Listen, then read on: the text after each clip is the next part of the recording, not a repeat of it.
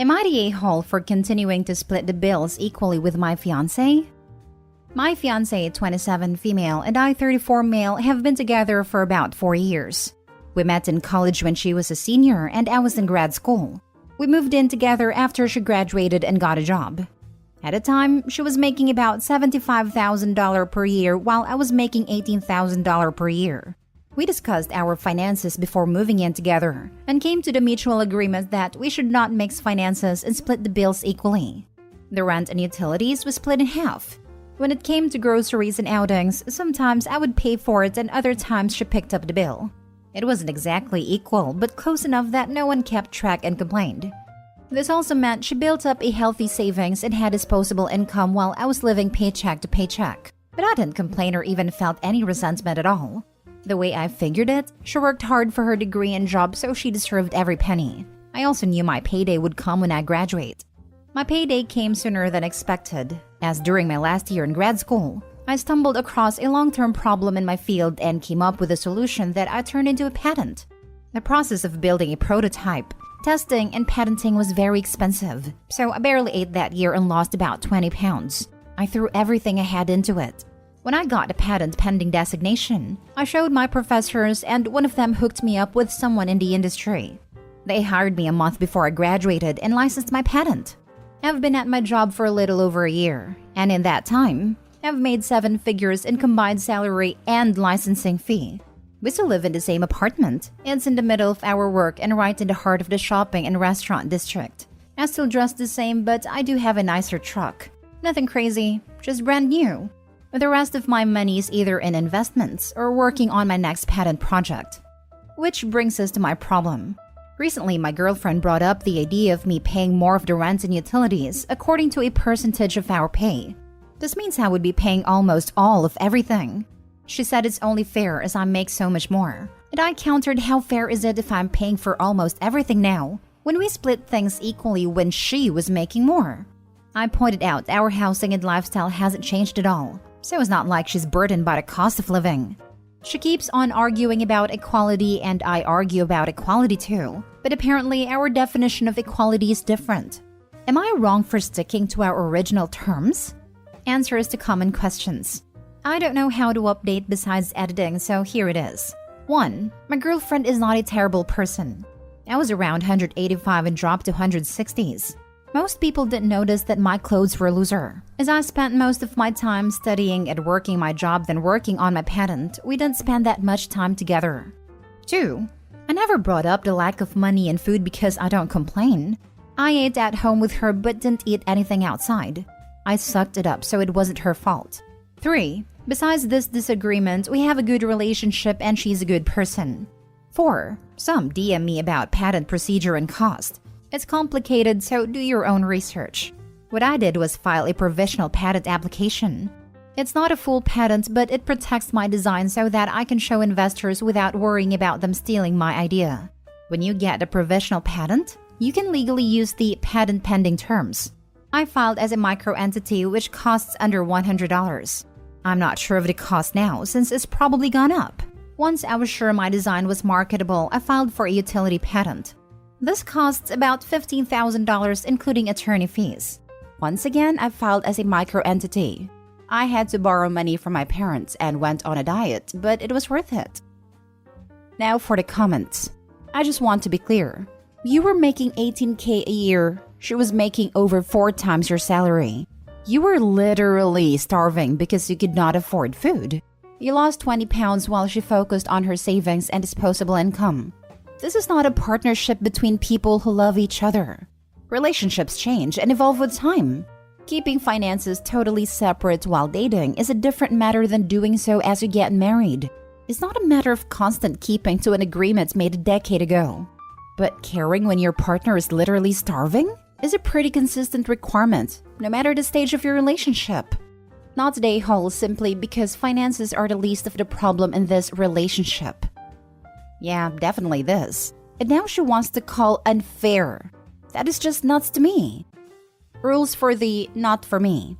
This is going to be a consistent pattern in their relationship moving forward if he capitulates. If they're married, I can understand sharing the burden and running the household, but they should definitely still keep the finances separate.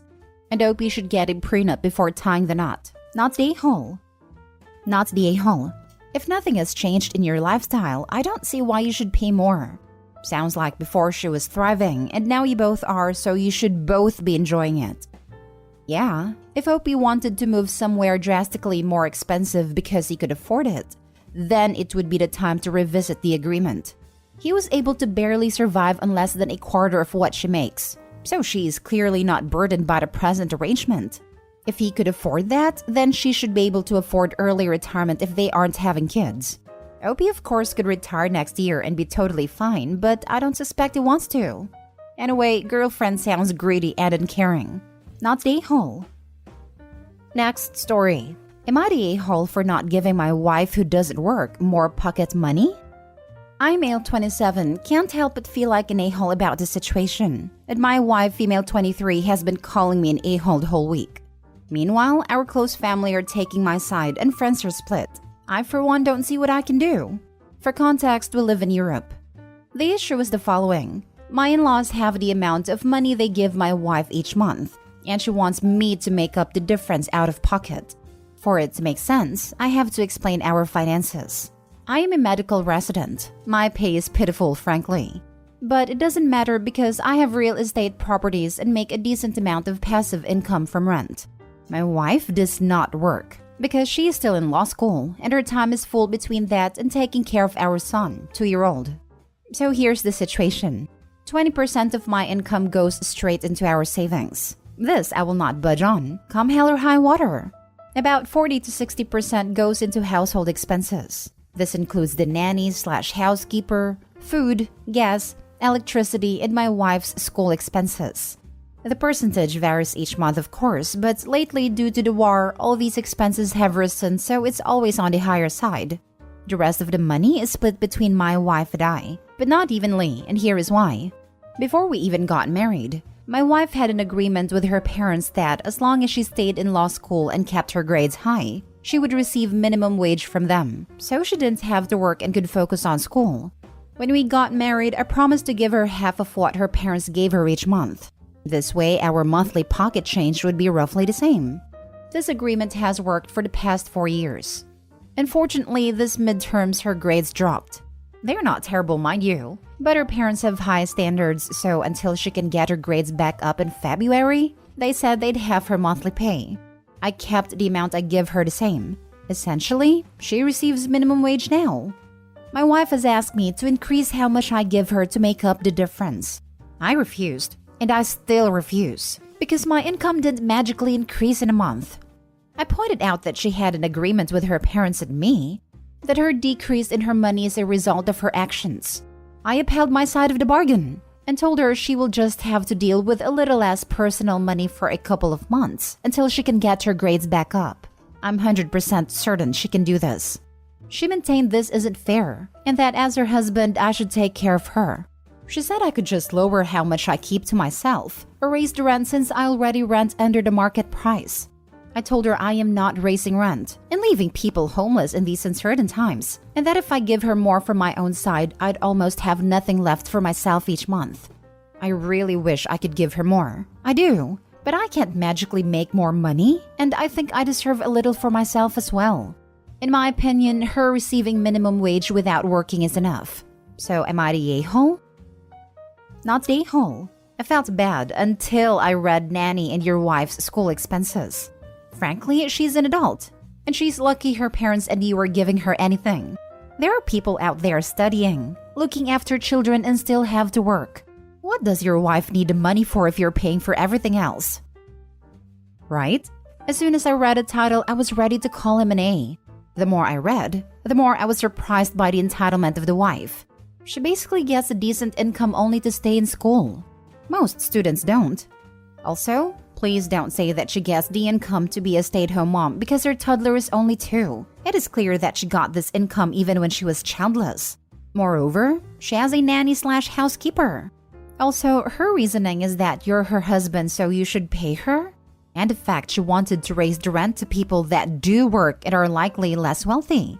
Sure, it's not easy studying and taking care of a child, but she has all the means to succeed. My mom graduated law school with 2 kids. A job, no housekeeper/nanny, and the highest grade possible. Obviously, not a hole. She is, just for even thinking that. I felt bad for the wife's full plate. Until you said nanny? And housekeeper. I don't disagree with not a hole. However, Opie didn't state how often the housekeeper comes. At their income, I don't think daily housekeeping is an option, so the wife likely has to clean most days. He pays for rent, electricity, gas, food, nanny, housekeeper, and his wife's school expenses, and then gives her half the rate of minimum wage. Why should she get more of his own spending money than him if he's also paying for everything? If she has to do laundry and clean up a little clutter and get an allowance, she's getting an amazing deal. Next story. Am I the a-hole for not giving my sister 50% of my small business? I started a small business in July 2020, and about 8 months in, I hired my older sister to do some administrative work for me. She had recently had a baby and was not planning on returning to work but still needed a little money. So she asked if there was anything she could do to help the business, and I said yes. Her responsibilities included answering some emails, organizing existing spreadsheets, and reaching out to other business, which was her background, though none of the reaching out led anywhere. She clocked about 5 to 8 hours of work per week, and I paid her $25 per hour. I still created a product for the client, answered follow-up emails from the client, handled the financials, and ran the social media and website. About a year in, we decided to do a rebrand. We hired someone to make a new logo, and I built a new website. About 5 months before the launch of the rebrand, she asked if we could get something in writing, an employment contract. It also expressed an interest in owning a part of the business. I told her we could definitely get something in writing, and I would think about the part ownership. 3 months later, I suggested a 70-30 split, to which she disagreed. She said she was looking for a 50-50. I said I was definitely not comfortable with a 50-50, and the highest I would ever go would be 51-49. She responded with, "What's the point of being part owner when your decision would still be the final say?" Again, I told her I would think about it. 2 weeks before the launch of the rebrand, I was talking to my husband and made a comment about having to give her 50% to keep the peace. He advised me to write down my financial contribution to the company versus hers. Obviously, the financial, let alone time commitment, was staggering. I presented her with a spreadsheet of tiers to buy into the company. 10% for free, and then tiered payments all the way up to 49%. She was very angry, saying that I had blindsided her, betrayed her, and even went as far to say she built my business. I've apologized for not bringing it up until the week before the launch, but she refuses to speak to me. She refuses to come to family Thanksgiving or Christmas, and it's tearing my family apart. Now for the top comments. Not the a-hole. She was an employee. You paid her a wage to do a job. You have the financial interest in the company. If she hasn't invested her own money, why does she think she's entitled to any form of ownership interest? Oh goodness. Why in the world did you offer her 49%? This is where you let it get cloudy because she's your sister. She did hourly work for an hourly wage. I would take all of that off the table. If you want to sell her some interest in the company, go ahead. But you already got a taste of what this will be like. Exactly. Had this been anyone else asking for a share in the business, would Opie have done this? Not the a-hole. And if she feels this entitled now, how will she be like if she gets a share? Opie should completely sever business ties with his sister. Edit, and if greedy and entitled sister still has access to any of the systems, email/website accounts, bank access, etc., kick her out immediately and change passwords. Secure those things before she helps herself to them or make a mess in there. You know she'll hide behind family to avoid prosecution. And if you're feeling this badly about not giving her shares that she hasn't earned, I doubt you'd file charges against her if she steals from you or ruins your business's reputation. Yep, employee share ownership is a thing some businesses do where I live, but I can tell you now that I wasn't given 50% of the shares. I purchased my shares in the same scheme every other employee can use, and it was a lot less than 50% of the shares just for turning up as just an employee, not an owner or investor.